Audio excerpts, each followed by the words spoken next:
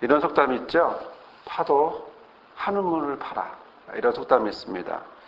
정말 하나에 집중을 하면 사람들은 뭔가 될 것 같다고 생각을 하고 열심히 하는데요. 지금 말씀을 드리려고 하는 이 사람은요, 팠는데 잘못 판 사람의 이야기입니다. 얼마 전에 한 경찰서에서요, 절도범으로 체포돼서 구속영장이 신청된 사람이 있는데요. 이 사람은 주로 어떻게 하냐면 사무실 뒤에 있는 가스관이나 배수관을 타고서 빈 사무실로 들어가고, 그래서 절도 행위를 하고 내려오는 그런 모습, 도둑질을 하는 그런 절도범이 붙잡혔어요. 이 사람은 몸이 벽타기를 참 잘하도록 몸이 만들어졌고요. 또 벽을 타고 올라가기 때문에 유독 어디에 많이 힘이 들어갔냐 하면 엄지발가락에 많이 힘이 들어가거든요. 그러다 보니까 신발이 유독 또 엄지발가락 부분만 많이 달아있어요. 나이는 지금 현재 48세인데요. 이 사람의 이 한 우물을 파는 이런 행동은 15살 때 어떤 상황인지는 모르지만 도둑질을 하면서부터 소년원에 들어갔고, 그렇게 들어간 소년원을 계속 감옥에 드나들면서 감옥에서 교화되기는커녕 오히려 그 감옥이 더욱 절도 기술을 익히는 학교가 됐어요. 그래서 더욱 능숙한 절도범이 되면서 그렇게 하게 됐는데, 이 사람은 옳고 그름에 상관없이 한 가지만 집중을 한 거죠. 한 우물만 판 거죠. 그래서 그렇게 우리가 보기엔 바르진 않지만 그런 모습으로 살아갔습니다.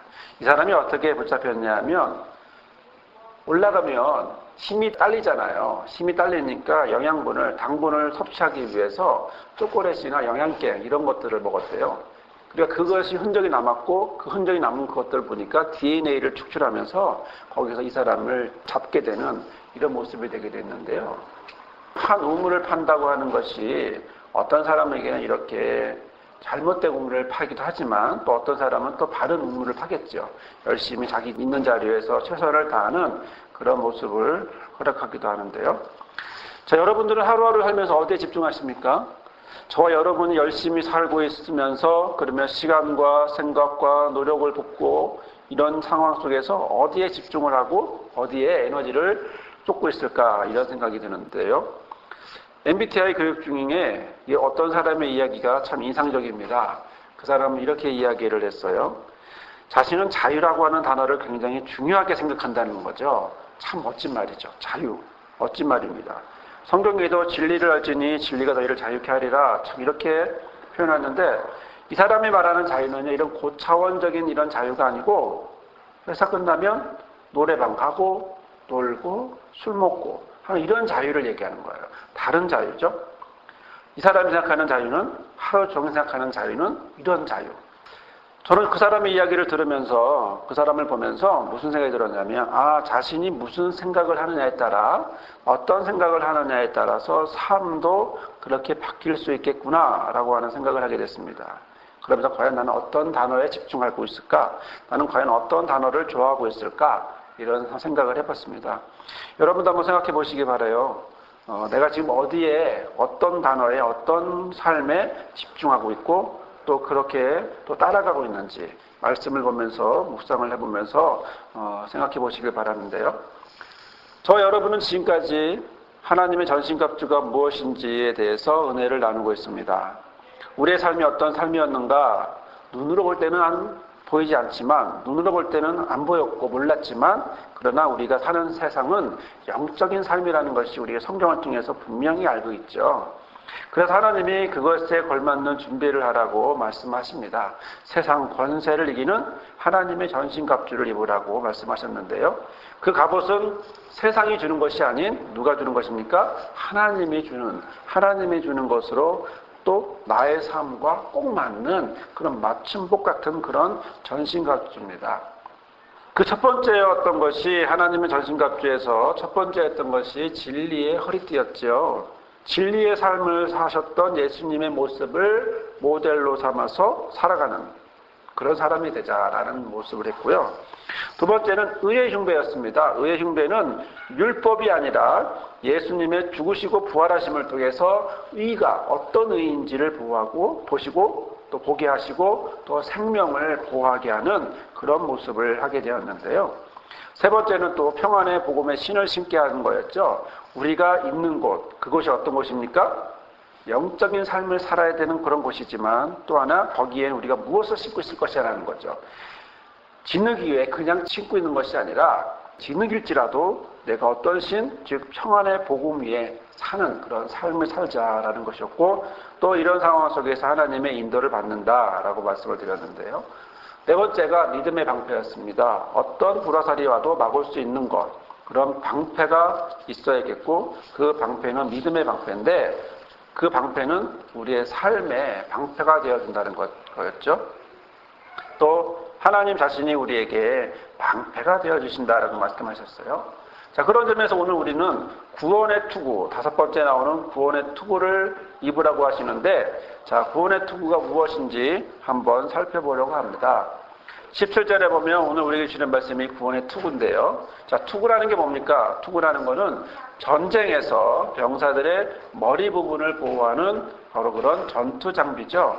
바울이 본 당시의 로마 군대의 투구는요, 청동이나 철 같은 단단한 금속으로 만들어져 있습니다.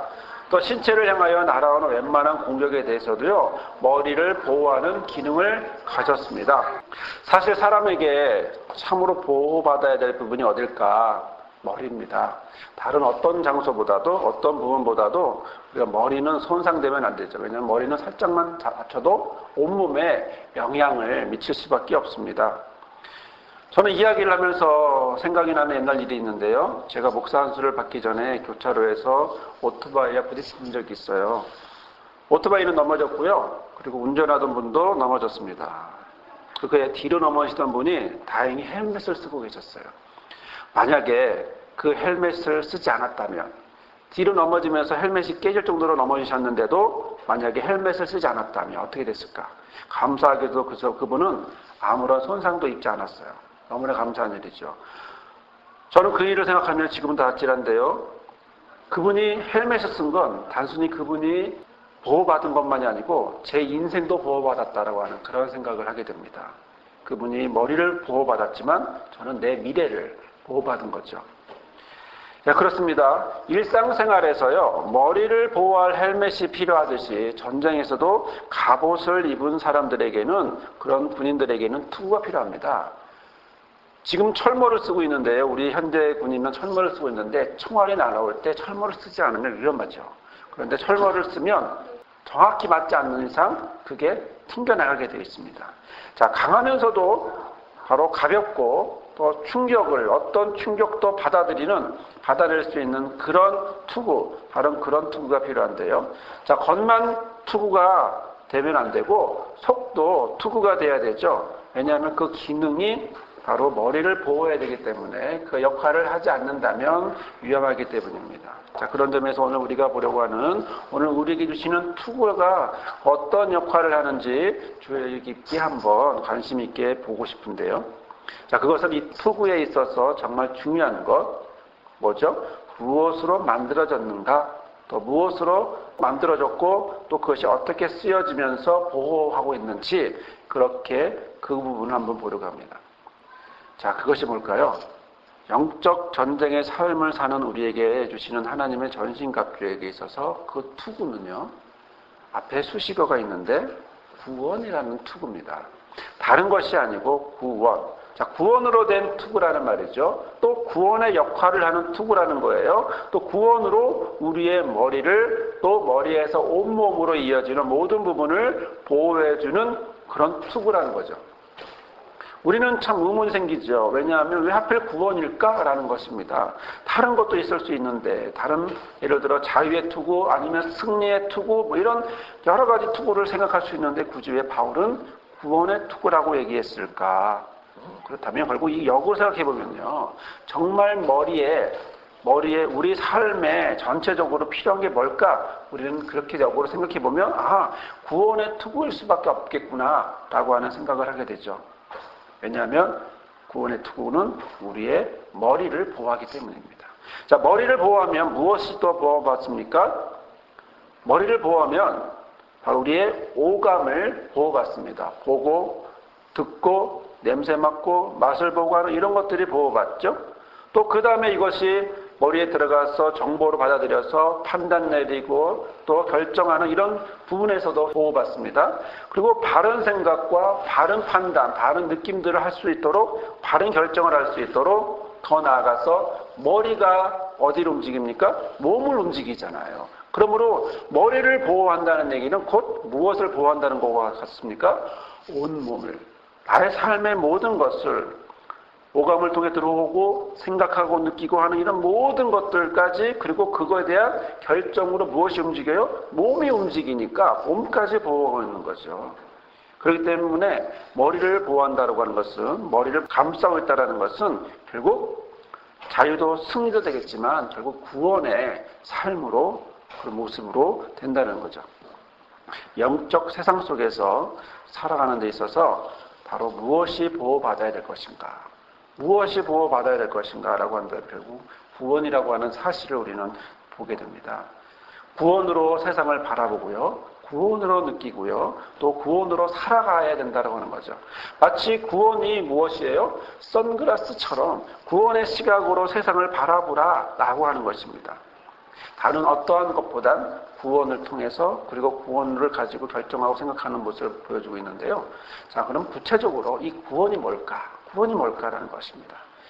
성경이 말하는 구원은요, 구약에서부터 시작을 하고 있는데, 구약의 시각으로 우리가 이해해 본다면 하나님이 인간을 만들고 인간이 에덴 동산에서 있었지만, 에덴 동산에 있던 이 사람들은 하나님에 대해서 옳지 않은 행동들을 하게 됩니다.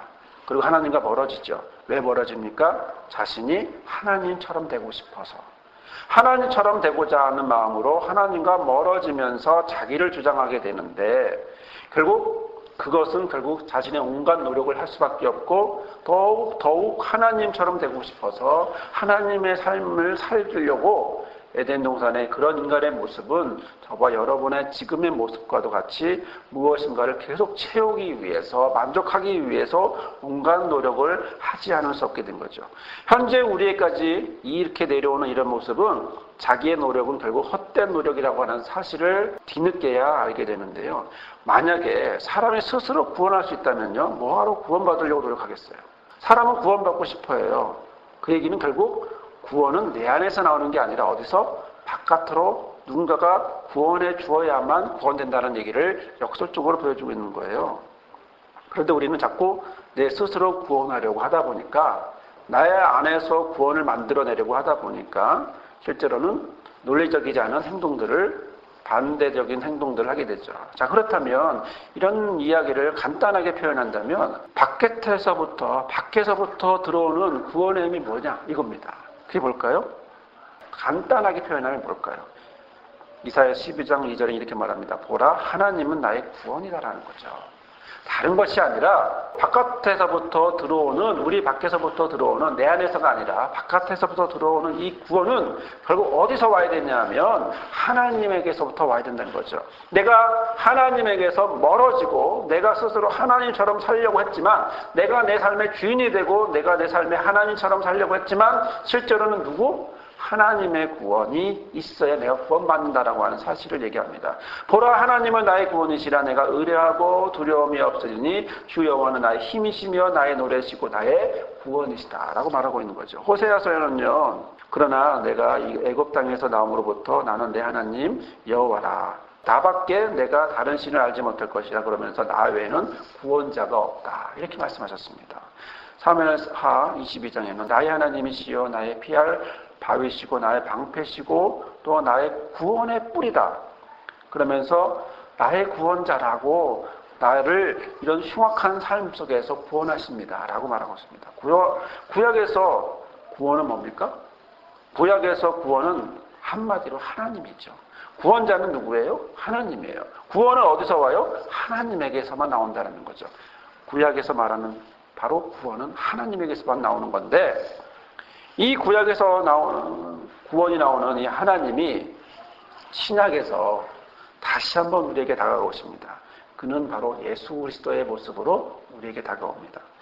예수 그리스도의 이름은, 또 그의 삶은, 그의 사명은 바로 구원을 나타냅니다. 마태복음 1장에 보면 아들을 낳으리니 이름을 예수라 하라. 이는 그가 자기 백성을 저희 죄에서 구원할 자라는 거예요. 공생애를 시작하면서도요, 왜 공생애를 하느냐 할 때 마가복음 10장에 이렇게 말합니다. 인자에 온 것은 섬김을 받으려 한 것이 아니고 도리어 섬기려 하고 자기 목숨을 많은 사람들의 대속물로 주려고 하면서 누가복음 19장에는 인자가 온 것은 잃어버린 자를 찾아 구원하려 합니다 라고 말하고 있습니다. 그런데요, 이렇게 세상에 구원하러 오신 예수께서 어디로 갑니까? 십자가로 가시는 거예요. 십자가로 가시자 사람들이 이 대속물을 향하여 뭐라고 얘기하냐면 조롱하기 시작합니다. 뭐라고 얘기합니까? 마태복음 20장에 성전을 헐고 사흘 만에 짓는다면서 네가 하나님의 아들이면 자기를 구원하라는 거예요. 십자가에서 내려오라는 거예요. 또 42절에는 저가 남은 구원하되 자기는 구원할 수 없냐? 저가 이스라엘의 왕이냐? 지금 십자가에서 내려와라. 그러면 우리가 믿겠노라고 얘기합니다. 여러분, 이런 상황 속에서 과연 어떻게 하는 것이, 세상 스타일로 보면 어떻게 하는 것이 구원의 모습이 나타날까요? 만약 세상 스타일이면 그냥 십자가에서 내려오겠죠. 하지만 끝까지 예수께서는 온전히 세상 가운데에서 그런 세상의 눈이 아닌, 세상의 시각이 아닌 아버지의 시각, 구원자이신 아버지의 시각대로, 아버지의 바램대로, 아버지의 뜻대로 계속해서 십자가에 계십니다. 마태복음 21장 43절에는 저가 하나님을 신뢰하니 하나님 저를 기뻐하시면 이제 구원하실 것이다. 제 말이 나는 하나님이라고 이렇게 계속 하나님의 아들이라고 계속 비난을 해도, 또 사람들이 가만두어라 엘리야가 와서 저를 구원할 거야 라고 비난을 해도, 그래도 예수는 십자가에서 내려오지 않았습니다. 왜요? 구원의 하나님이 뜻이기 때문에, 본인이 거기서 십자가를 지고 가는 것이 아버지의 뜻이었기 때문에, 구원의 하나님의 뜻이었기 때문에 거기 있는 거죠. 하나님이 왜 십자가를 예수를 통해서 달리 계셨는지는 세상 사람들은 도무지 알 수가 없었습니다. 세상 눈에는 내려와서 세상의 왕이 되는 것이 구원이라고 생각했지만, 그러나 아버지는 그렇게 하지 않으시고 예수를, 자기 아들을 십자가에 지고 십자가에 달리고 또 그리고 나서 부활시키는 바로 이런 과정을 통해서 누가 옳았다는 걸 보여주고 있습니까? 하나님이 옳았다는 걸 보고 있습니다. 또 세상 눈으로 바라보는 예수의 십자가, 조롱했던 그들의 십자가가 아닌, 조롱했던 그런 모습이 아닌 바로 예수가 옳았다라는 것을 선포해주는 모습을 하고 있습니다. 사람들은 자기가 옳다고 주장하죠. 그래서 예수님을 비난했습니다. 예수님을 조롱했습니다. 하지만 하나님은 그것을 인정하지 않습니다. 왜요? 틀렸으니까. 예수 그리스도를 알아보지 못했으니까. 그러나 하나님이 그 예수 그리스도를 인정하고 그 예수 그리스도를 어디서? 죽음에서 부활시키는 그런 모습을 하셨습니다. 자, 그러면 이렇게 구원의 하나님과 구원하러 오신 예수에게서 나오는 구원에 대해서 성경은 뭐라고 말할까라는 것입니다. 성경은 우리에게 어떻게 얘기하고 있을까? 특히 우리가 보고 있는 에베소 말씀을 보면서 어떻게 우리에게 말씀하고 있는가, 우리가 그것을 보려고 합니다. 먼저 우리는요, 바울의 상황을 보아야 합니다. 바울이 지금 어떤 상황입니까? 바울은 지금 복중에 있습니다. 로마의 감옥에 갇혀 있습니다. 6장 22절 우리가 읽은 말씀 밑에 보면 20절에 보면 이렇게 말하고 있습니다. 나는 사슬에 매여 있으나 이 복음을 전하는 사신입니다. 이런 형편에서도 내가 마땅히 해야 할 말을 담대히 말할 수 있게 기도해 주세요 라고 되어 있습니다.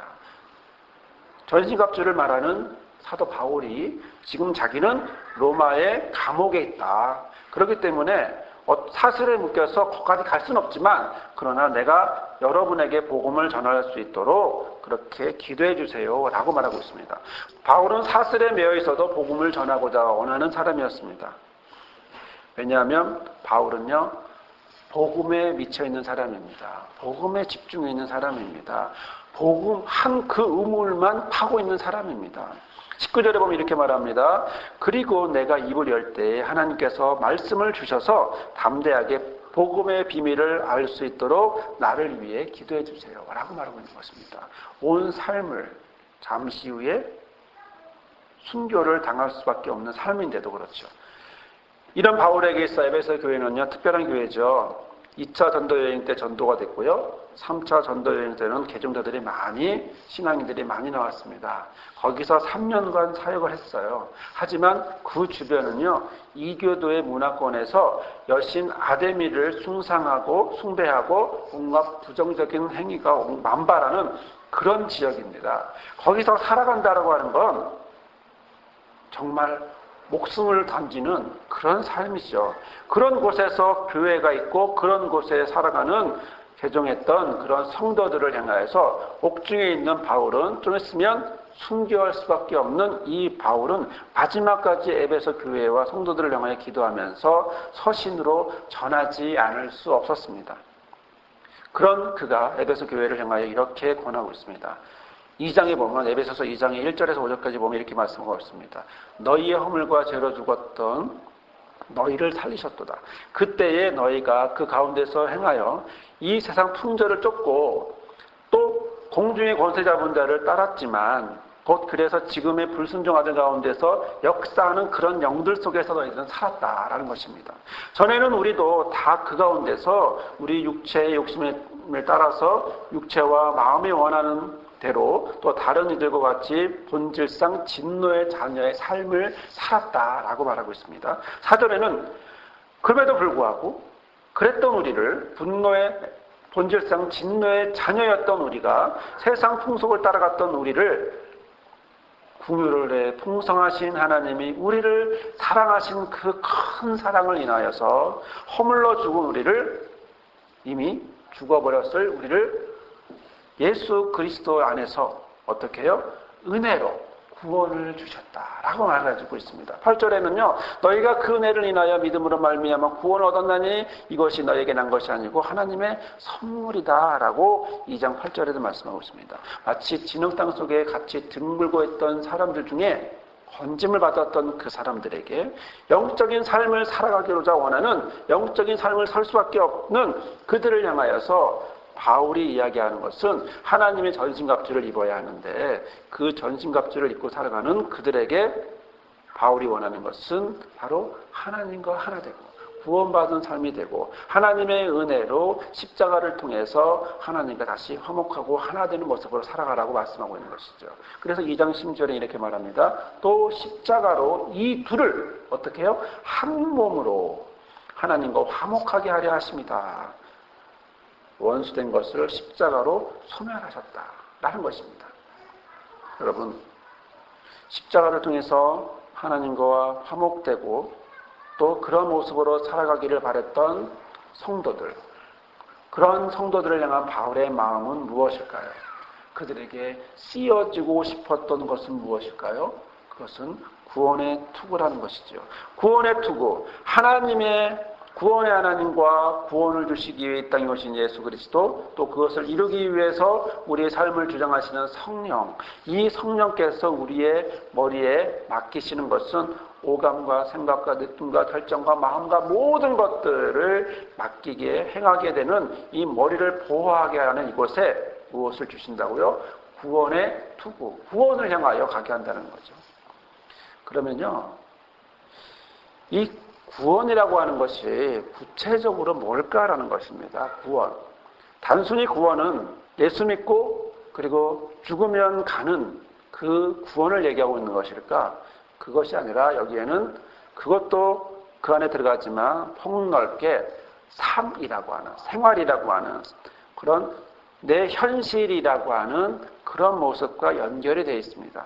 그래서 바울은요, 4장 이후로, 에베소서 4장 이후로 구체적으로 어떻게, 성도들이 어떻게 살아야 하는지를 표현해주고 있습니다. 사랑으로 하나 되기를, 그리스도 안에서 하나 되고 사랑으로 하나 되기를 얘기하고 있고요.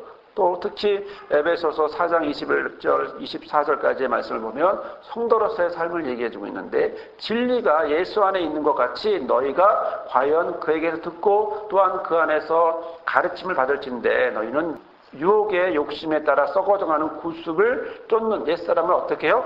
벗어버려라. 그리고 오직 심령을 새롭게 하고 마음을 새롭게 하고 하나님을 따라서 의와 진리의 거룩함으로 지으심을 받은 어떤 새 사람을 입으라고. 뭐예요 이건? 이거는 삶을 얘기하는 거죠. 새 사람의 삶을 살라는 거죠. 에베소 지역은 지금 아까 말씀드린 것처럼 우상과 부정적인 행위가 만발한 진흙탕 같은 그런 곳입니다. 그런데 그곳에서 살아갈 수 있는 유일한 것은 과거의 것들을 버리고 옛사람의 모습을 벗어버리고 새 사람, 심령으로 새롭게 되고 하나님을 따라서 의와 진리의 거룩함으로 지으심을 입은 새 사람을 입으라고 말하고 있습니다. 그러면 5장에는 빛의 자녀로서 살아갈 것을, 지혜 있는 자로서 살아갈 것을 이야기하고 있고요. 또 구체적으로 부부로서, 부모와 자녀로서, 상정과 종으로서, 또 교회 안에서 어떤 삶을 살아야 될지를 4장 이후부터 우리가 읽은 본문 말씀 앞에까지 계속해서 이야기하고 있는 것입니다. 그게 무슨 얘기일까요? 그것은 바로 구원의 삶을 이야기하고 있는 것입니다. 구원의 투구를 쓴 사람이 어떻게 살아갈 것인가를 얘기해주고 있는 것입니다. 이 모든 것이 어디서 나올까요? 구원의 투구를 쓰고 있는 사람의 모습에서 나오고 있는 것이죠. 여러분, 우리의 머리는요, 모든 것을 느끼고 있습니다. 모든 것을 받아들이고 있습니다. 모든 것을 받아들인 그것을 판단하고 정리하고 생각합니다. 또 결정을 내립니다. 그리고 감정적으로 느낍니다. 그리고 어떻게 합니까? 결단을 내립니다. 앞으로 가, 뒤로 가, 앉아 일어나듯이 내 몸을 움직이게 합니다. 어디서? 머리에서. 이 머리를 어떻게 해야 될까요? 이 머리, 나의 이 모든 것들이 결정나는 이 머리를 어떻게 해야 될까요? 세상 것에 맡기겠습니까? 진흙탕 속에 있는 것들을 맡기겠습니까? 우상 속에 맡기겠습니까? 그러나 성경은 말합니다. 구원의 투구를 쓰라고 하는 것이죠. 구원의 투구를 쓰고 구원으로 세상을 바라보라는 것입니다. 구원으로 세상을 바라보고 구원으로 세상을 느끼고 구원으로 생각하고 결단하고 그리고 구원의 삶으로 나아가기로 결정하고 행동하라고 바로 그런 의미에서 구원의 투구를 쓰고 있으라는 것이죠. 하나님은 누구입니까? 우리의 구원이시고 구원자이십니다. 예수님은 누구십니까? 그 구원을 이루기 위해서 십자가를 지시고 부활하신 분입니다. 성령께서는 누구십니까? 우리의 삶을 그러한 삶으로 새 사람으로 빛의 자녀로 살아가도록 구원의 투구를 쓰고 살아가도록 그렇게 인도하시는 것입니다. 사랑하는 여러분, 오늘 저와 여러분의 삶은 구원받은 자의 삶입니다. 저와 여러분의 삶은 구원에 집중하는 그런 삶을 살 수 있습니다. 왜요? 우리의 시각은 이미, 우리의 생각은, 마음은, 결정은, 나의 모든 것들은 이미 구원의 투구를 쓰고 있기 때문입니다. 여러분, 내가 오늘 하고자 하는 것이 어디에 집중하고 있습니까? 내가 오늘 하고자 하는 이 말 한마디가 어디에 집중하고 있습니까? 내가 내 가정에게 그리고 내 자신과 내 가정과 직장과 사회와 모두에게 행하려고 하는 것은 어디에 집중하고 있습니까? 어디에 어떤 우물을 파고 있습니까? 어떤 한 가지를 놓고 거기에 집중하면서 행동하려고 합니까? 그 기준은 무엇입니까? 나의 나됨입니까? 아니요.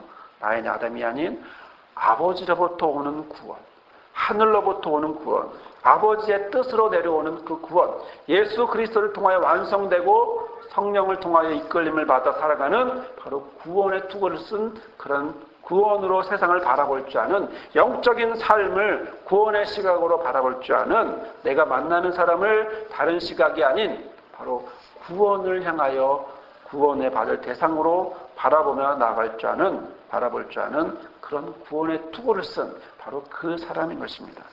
사랑하는 여러분, 저와 여러분에게 하나님은 구원의 투구를 주셨습니다. 이 구원의 투구를 쓰고 하루하루를 살아가며 하나님의 전신갑주를 입고 살아가는 저와 여러분이 되기를 주의 이름으로 간절히 부탁을 드립니다. 아멘. 거룩하신 주여, 온전히 주 앞에 마음을 드리고 또한 모든 것들을 드리고자 원합니다. 이 시간 구하는 것은 세상 스타일로 살아가는 것이 아니라 온 마음을 들여서 진흙 속의 우상과 악한 부정한 곳에 살아가는 것이 아니라 온 마음을 들여서 주님 앞에 주님이 원하시는 모양대로 주께서 주시는 구원의 삶을 살기를 원합니다. 아버지가 나의 구원이시고 예수께서 구원을 이루시고 더 나아가서 성령께서 나의 삶을 구원의 삶으로 빛의 자녀로 새 사람을 입은 자의 모습으로 살아가게 하오니 구원을 받은 자의 모습으로 오늘 하루도 내 자신과 가정과 직장과 사회와 교회와 모든 부분에 구원의 시각으로 나아가는 주의 자녀들 되게 붙잡아 주옵소서. 이제는 우리에게 구원으로 오신 아버지 하나님의 크신 사랑과 또 그 아들을 보내셔서 우리에게 구원을 이루신 예수 그리스도의 은혜, 또 우리의 삶을 다른 세상, 다른 모습이 아닌 구원받은 자의 삶으로 살아가게 하시는 성령의 역사하심이 오늘 말씀을 듣고 나의 삶에 하나님 여신갑주를 입고 또 구원의 투구를 쓰고 살아가고자 결단하는 모든 성도들 삶 위에, 목자들, 다음 세대를 이끌어갈 리더들 삶 위에, 우리 교회 위에 영원히 함께 하옵시기를 간절히 축원하옵나이다. 아멘.